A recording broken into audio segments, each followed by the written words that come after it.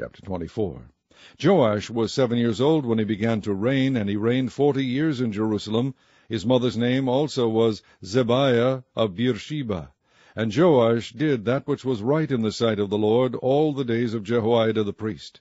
And Jehoiada took for him 2 wives, and he begat sons and daughters. And it came to pass after this, that Joash was minded to repair the house of the Lord. And he gathered together the priests and the Levites, and said to them, Go out unto the cities of Judah, and gather of all Israel money to repair the house of your God from year to year, and see that ye hasten the matter. Howbeit the Levites hastened it not. And the king called for Jehoiada the chief, and said unto him, Why hast thou not required of the Levites to bring in out of Judah and out of Jerusalem the collection according to the commandment of Moses the servant of the Lord, and of the congregation of Israel, for the tabernacle of witness? For the sons of Athaliah, that wicked woman, had broken up the house of God, and also all the dedicated things of the house of the Lord did they bestow upon Baalim. And at the king's commandment they made a chest, and set it without at the gate of the house of the Lord. And they made a proclamation through Judah and Jerusalem to bring in to the Lord the collection that Moses the servant of God laid upon Israel in the wilderness.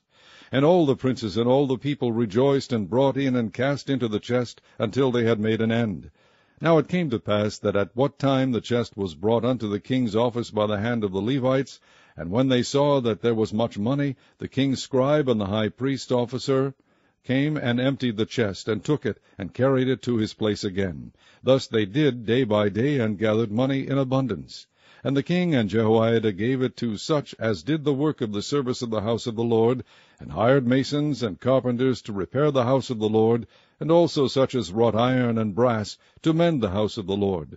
So the workmen wrought, and the work was perfected by them, and they set the house of God in his state, and strengthened it.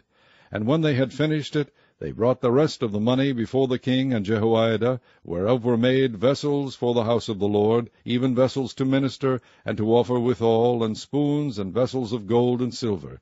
And they offered burnt offerings in the house of the Lord continually all the days of Jehoiada. But Jehoiada waxed old, and was full of days when he died, 130 years old was he when he died. And they buried him in the city of David among the kings, because he had done good in Israel, both toward God and toward his house. Now after the death of Jehoiada came the princes of Judah, and made obeisance to the king. Then the king hearkened unto them. And they left the house of the Lord God of their fathers, and served groves and idols, and wrath came upon Judah and Jerusalem for their trespass. Yet he sent prophets to them to bring them again unto the Lord, and they testified against them, but they would not give ear. And the Spirit of God came upon Zechariah the son of Jehoiada the priest, which stood above the people, and said unto them, Thus saith God, Why transgress ye the commandments of the Lord, that ye cannot prosper? Because ye have forsaken the Lord, he hath also forsaken you. And they conspired against him, and stoned him with stones at the commandment of the king in the court of the house of the Lord.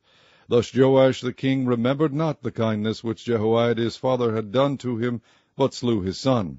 And when he died, he said, The Lord look upon it, and require it. And it came to pass at the end of the year, that the host of Syria came up against him, and they came to Judah and Jerusalem, and destroyed all the princes of the people from among the people, and sent all the spoil of them unto the king of Damascus. For the army of the Syrians came with a small company of men, and the Lord delivered a very great host into their hand, because they had forsaken the Lord God of their fathers. So they executed judgment against Joash. And when they were departed from him, for they left him in great diseases, his own servants conspired against him for the blood of the sons of Jehoiada the priest, and slew him on his bed, and he died. And they buried him in the city of David, but they buried him not in the sepulchres of the kings. And these are they that conspired against him, Zabad the son of Shimeath, and Ammonitis, and Jehozabad the son of Shimrith, a Moabitess. Now concerning his sons, and the greatness of the burdens laid upon him, and the repairing of the house of God, behold, they are written in the story of the book of the kings. And Amaziah his son reigned in his stead.